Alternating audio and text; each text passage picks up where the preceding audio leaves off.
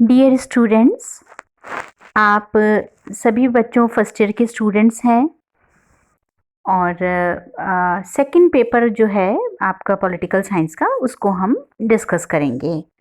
मैं डॉक्टर वैशाली देवपुरा, जो आपका सेकंड पेपर है भारतीय राजनीतिक विचारक, उसके अध्ययन से संबंधित हूँ। सेकंड पेपर का सिलेबस आपको हम भेज चुके हैं बच्चों, और किताबें भी आपको बता चुके हैं कि जो सेकंड पेपर है उसकी बुक्स आपको, सिलेबस ये आपको व्हाट्सएप ग्रुप में सेक्शन जो आपके बने हुए हैं सी और डी, उन दोनों में आपको भेज दिया गया है। तो पहला टॉपिक बच्चों जो है भारतीय राजनीतिक विचारक पेपर का, वह है Manu. Manu Indian political thinkers का ही पेपर है और हर यूनिट में आपको 3 थिंकर्स दिए गए हैं। तो इस तरह से टोटल जो आपका कोर्स है उसमें 15 आपको इंडियन थिंकर्स आपको पढ़ने हैं। तो पहला जो हम आज भारतीय राजनीतिक विचारक पढ़ेंगे वह है मनु, जो भारत के महान स्मृतिकार जिनको माना जाता है। हिंदुओं का कानूनी साहित्य 3 वर्गों में विभाजित है: धर्मसूत्र, धर्मशास्त्र और टीकाएं। इन तीनों वर्गों में धर्मशास्त्र का सबसे अधिक महत्व है और धर्मशास्त्रों में सबसे महत्वपूर्ण स्थान मनुस्मृति का है, जिसके प्रणेता मनु हैं। मनु को वात्स्यायन ने धर्मशास्त्र का आदि प्रणेता माना है। अनेक जो कई स्मृतियां हैं उनमें भी मनु को आदि धर्म प्रणेता के रूप में मान्यता दी गई है। मनुस्मृति, जिसके रचयिता मनु है, एक महान ग्रंथ है जिसे हिंदू कानून की संपूर्ण व्यवस्था की आधारशिला माना जाता है और हिंदुओं के साधारणतया विधि साहित्य में भी इसे सर्वसम्मति से सर्वोच्च ग्रंथ समझा जाता है। मनुस्मृति केवल धर्मशास्त्र नहीं है, बल्कि ऐसा ग्रंथ है जिसमें मनुष्य के संपूर्ण सामाजिक जीवन की व्यवस्था है। इसमें मानव के सामाजिक जीवन के उन सिद्धांतों का विवेचन है जिन्हें सभी कालों और देशों में लागू किया जाता है। वास्तव में ये सिद्धांत देश और काल की सीमाओं से परे हैं और सर्वव्यापी हैं।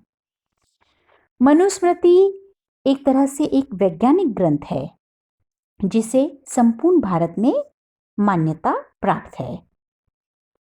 तो बच्चों, अब एक महत्वपूर्ण प्रश्न उठता है कि मनु कौन थे, क्या उनका जो बैकग्राउंड रहा है। तो जो पौराणिक आख्यान है उनके अनुसार मनु को मानव जाति का जनक तथा प्रथम विधिवेत्ता माना जाता है। ऋग्वेद में बार बार मनु को मानव सृष्टि का प्रवर्तक और समस्त मानव जाति का पिता कहा गया है। मनु के संबंध में यह विवरण है कि वे मानव जाति के आदि पुरुष थे, जो थोड़े बहुत अंतर के साथ सभी धर्म ग्रंथों में इस बात का उल्लेख मिलता है। वास्तव में मनु शब्द मनन शब्द से बना है। मनु को मानव जाति जो है उससे मनु की संतान कहा गया है और उन्हें यज्ञ को प्रारंभ करने वाला, विश्व का प्रथम यज्ञकर्ता कहा गया है। पुराणों में मनु को सूर्य का पुत्र या पहला राजा माना गया है। मनु का काल महाभारत के युद्ध से 25 पीढ़ी पहले माना जाता है। पुराणों में यह भी उल्लेख है कि मनु एक नहीं 14 हुए। वास्तव में ऐसा लगता है कि आदि पुरुष मनु के नाम पर एक लंबी श्रृंखला चली, जो मानव समाज के सुसंगठित रूप, राज्य के विकास और उसके चरम विकसित रूप के विकास तक चलती रही होगी। मनु का एक महत्वपूर्ण स्थान पौराणिक आख्यानों में है और मनुस्मृति में समाज व्यवस्था का उन्होंने व्यापक रूप से नियमन किया है और जिस तरह से समाज व्यवस्था को बताया गया है वह राज्य संस्था के पूर्ण विकास के बाद ही किया जा सकता है। इसलिए निश्चित रूप से मनुस्मृति की रचना मनुओं की एक लंबी श्रृंखला ने की है। ऐसा भी कहा गया कि मनु ब्रह्मा का मानस पुत्र है और मनु जो है उनकी संबंध में अलग-अलग तरह की जो बातें प्रचलित रही है और पुराणों में कई दृष्टि से उनका उल्लेख है। मनु के युग के संबंध में विद्वानों में बड़ा मतभेद है, किंतु भारतीय साहित्य में मनु के शासन को एक मत से आदर्श शासन माना गया है। अब हम बात करेंगे मनुस्मृति के रचना काल की, जिसके संबंध में विद्वानों में बहुत अधिक मतभेद है। डॉक्टर वीसी सरकार मनुस्मृति को ईसा से लगभग 150 वर्ष पूर्व की रचना मानते हैं। कुछ भारतीय और पाश्चात्य विद्वान, जिनमें डॉक्टर हंटर सबसे प्रमुख हैं, मनुस्मृति को ईसा से 600 वर्ष पूर्व से अधिक प्राचीन ग्रंथ नहीं मानते हैं। अन्य पाश्चात्य विद्वान जैसे कालडवेल, एल्फिंस्टन इसे ईसा से 900 वर्ष पूर्व की रचना मानते हैं। कुछ विद्वान इसे रामायण या महाभारत काल की रचना बताते हैं। कणे ने अपने धर्मशास्त्र के इतिहास में मनुस्मृति को ईसा से 2 शताब्दी बाद के मध्यकाल की रचना माना है। तो इस तरह से मनुस्मृति के रचना काल को लेकर कई तरह की जो बातें हैं प्रचलित है, लेकिन सबसे जो हम प्रामाणिक मत जो है वह मजूमदार और पुसालकर का मानते हैं, जिन्होंने मनुस्मृति का रचना काल ईसा पूर्व 3110 वर्ष माना है। यह मत इस बात से भी मेल खाता है कि भारतीय परंपरा के अनुसार विद्वान पुरुष अपने आप को ग्रंथों का रचयिता न कहकर केवल ज्ञान का संदेशवाहक मानते थे। वास्तव में जो रचयिता है मनुस्मृति के महापुरुष ही रहे होंगे और संभवतः मनुस्मृति का यह ज्ञान मनु से नारद, नारद से मार्कंडेय, मार्कंडेय से सुमति भार्गव और सुमति भार्गव से भृगु ऋषि को प्राप्त हुआ होगा। मनुस्मृति के अंतर्गत प्रारंभ में 1,00,000 श्लोक थे, जो कम होते होते 12,000 रह गए और वर्तमान संस्करणों में 2,694 श्लोक प्राप्त होते हैं। मनुस्मृति के रचना काल के संबंध में विद्वानों में भले ही मतभेद है, लेकिन एक विधि ग्रंथ के रूप में मनुस्मृति की श्रेष्ठता को सभी स्वीकार करते हैं। संभवतः सर्वप्रथम मनु ने ही लोगों के अराजकतापूर्ण जीवन को, जिसमें कोई नियम नहीं था, अनुशासन नहीं था, धर्म सिद्धांतों के आधार पर सुव्यवस्थित सामाजिक जीवन के आधारभूत सिद्धांतों की व्यवस्था की। मनुस्मृति की जो विषय वस्तु है वह बहुत व्यापक है। मूल रूप से यह केवल राजनीतिक प्रकृति का ग्रंथ नहीं है, बल्कि सामाजिक जीवन और व्यवस्था से संबंधित सभी विषयों की विवेचना करता है, उनके लिए आचार संहिता प्रस्तुत करता है।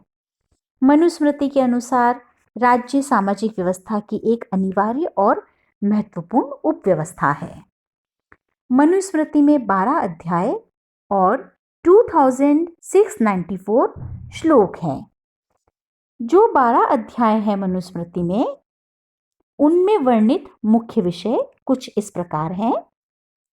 संसार एवं विभिन्न प्राणियों की उत्पत्ति, जाति कर्मादि संस्कार विधि, ब्रह्मचर्य, व्रत विधि, गुरु के प्रति अभिवादन आदि, ब्रह्मचर्य की समाप्ति के बाद समावर्तन, पंच महायज्ञ, ऋतु ब्रह्मचर्य, मनुष्यों के लिए शुद्ध रहन सहन को सुनिश्चित करने के नियम, वानप्रस्थ और संन्यास आश्रम के विधान, व्यवहारिक विवादों का निर्णय, वैवाहिक संबंधों से संबंधित विधि, अपराधों का निवारण, वैश्य और शूद्र के अपने धर्म में अनुष्ठान, विभिन्न जातियों की उत्पत्ति, पाप से निवृत्ति हेतु प्रायश्चित, कर्मों के अनुसार मनुष्य की जो गतियां हैं, नैतिक मूल्य, इस बारे में जो 12 अध्याय हैं उनमें विवेचना प्रस्तुत की गई है। इस तरह से मनुस्मृति मानवीय जीवन का संपूर्ण विधान है, जिसमें मानव जीवन के सभी पक्षों के सार्थक और उद्देश्यपूर्ण नियमन के लिए आचार संहिता प्रस्तुत की गई है। मनु ने राज्य की उत्पत्ति के देवी सिद्धांत का प्रतिपादन करते हुए इस बात पर बल दिया कि राजा को धर्म के अधीन रहते हुए अपने कार्य करने चाहिए। मनु ने धर्म शब्द का प्रयोग बहुत व्यापक अर्थों में किया। मनु का धर्म शब्द संस्कृत भाषा की ध्र धातु से बना है, जिसका अर्थ है धारण करना, यानी कि उन सभी गुणों, तत्वों, नियमों और व्यवस्थाओं को जिन्हें मानव मात्र के द्वारा धारण किया जाना चाहिए। धर्म से मनु का तात्पर्य है कि सभी व्यक्ति अपने निर्धारित कर्तव्यों का पालन करते हुए परम लक्ष्य मोह की प्राप्ति की ओर अग्रसर हो। सभी व्यक्तियों द्वारा सधर्म का पालन किए जाने पर ही समाज की व्यवस्था संभव है।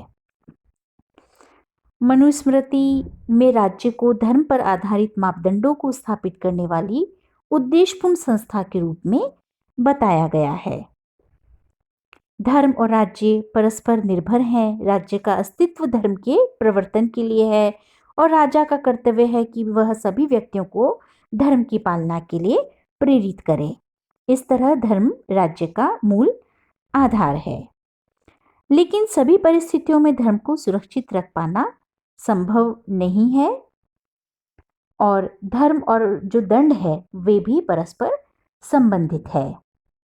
समाज का एक बड़ा भाग सदैव ही धर्म सम्मत जीवन जीना चाहता है, लेकिन समाज का एक वर्ग ऐसा भी होता है जिसे धर्म के अनुशासन में लाने के लिए भौतिक बल जरूरी होता है, जिसके लिए दंड की व्यवस्था की जाती है ना। होता है ना ऐसा कि भाई दंड की व्यवस्था नहीं होगी तो लोग नियमों का पालन नहीं करेंगे। दंड किस लिए होता है? अनुशासन की पालना के लिए दंड जरूरी होता है। तो मनु ने जो धर्म है और जो दंड है उसे भी परस्पर संबंधित माना है। दंड को मनुस्मृति में सर्वोपरि सत्ता बताया गया है। राजा दंड का स्वामी नहीं है बल्कि अभिकर्ता है, क्योंकि राजा दंड का मनमाने रूप से प्रयोग नहीं कर सकता। राजा के द्वारा दंड का प्रयोग नैतिक प्रयोजन के लिए ही किया जा सकता है। इस तरह धर्म राज्य का मूल आधार है और राज्य के अस्तित्व का प्रयोजन है, और स्वयं धर्म अपनी रक्षा के लिए राज्य और दंड पर निर्भर करता है। तो ये तो था बच्चों, आज के हमने लेक्चर में पढ़ा कि मनु कौन थे और मनुस्मृति के बारे में हमने जाना कि मनुस्मृति किस प्रकार का ग्रंथ है और धर्म के संबंध में मनु के क्या विचार हैं।